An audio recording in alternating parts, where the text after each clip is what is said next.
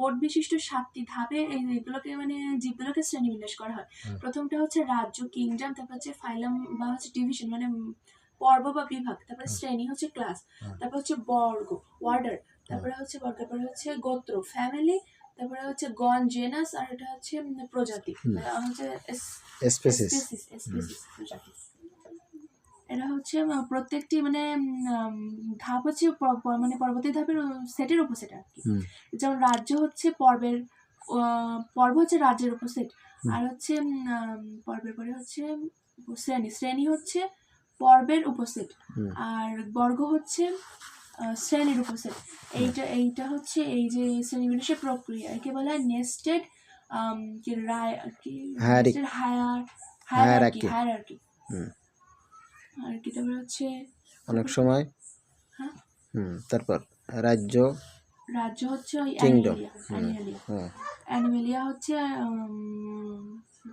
সুকেন্দ্রিক এদের হচ্ছে সুকেন্দ্রিক কোষ বিশিষ্ট আর বহুকোষী জটিল টিস্যুতন্ত্র বিদ্যমান। আর পরভোজী হচ্ছে রাজ্যের পরে হচ্ছে পর্ব হচ্ছে অ্যানিমেলিয়া না ম্যামেলিয়া পর্ব মানে ফাইলাম কর্ডাটা।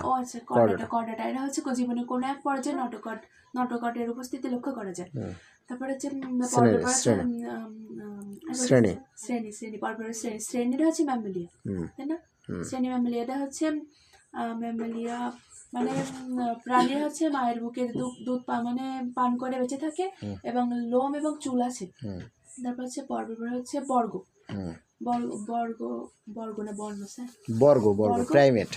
প্রাইমেট। বর্গটা হচ্ছে এদের কি থাকে জানো, আঁকড়ে ধরার যা উপযোগী হাত থাকে এবং ঘ্রাণ অপেক্ষা দৃষ্টিশক্তি অধিকতর উন্নত। আর তারপরে হচ্ছে বর্ণের পরে হচ্ছে গোত্রটা হচ্ছে ওই কি হোমিনিডিয়া বানানটা হয় না হোমিনিডিয়া হচ্ছে ওই ওখানে ওদের শিম্পাঞ্জি গরিলা কি ওয়াটাং এরকম সাদৃশ্য আছে, এদের সাথে সাদৃশ্য আছে। তারপরে হচ্ছে বর্ণের পরে হচ্ছে ওই প্রজাতি গণ হোমো। এরা হচ্ছে কি বলবো দেহের অনুপাতে মস্তিষ্ক, দেহের অনুপাতে হচ্ছে মস্তিষ্ক সবচেয়ে বড় এবং খারাপভাবে দাঁড়ানোর জন্য দুটি পা আছে। তারপর খারাপভাবে দাঁড়াতে পারে কি। তারপর হচ্ছে হোমো স্যাপিয়েন্স, এটা হচ্ছে প্রজাতি হচ্ছে এটা হচ্ছে কপাল চওড়া এবং হোমোর অন্যান্য গণ অপেক্ষা হচ্ছে অধিকতর কি বলে মানে পাতলা আর কি। এবং এরা হচ্ছে কি থাকে যেন একদম একটা বুদ্ধিভিত্তিকভাবে উন্নত।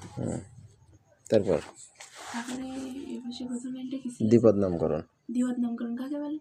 না এই পাশের উপরে একটু কোন প্রজাতির শ্রেণীবিন্যাসের ওটুকু হয় স্যার, তো প্রশ্ন নেই মানে একজন জীব বিজ্ঞানের যে ছাত্রী হিসেবে কিংবা আচ্ছা ঠিক আছে, এবার দ্বিপদ নামকরণ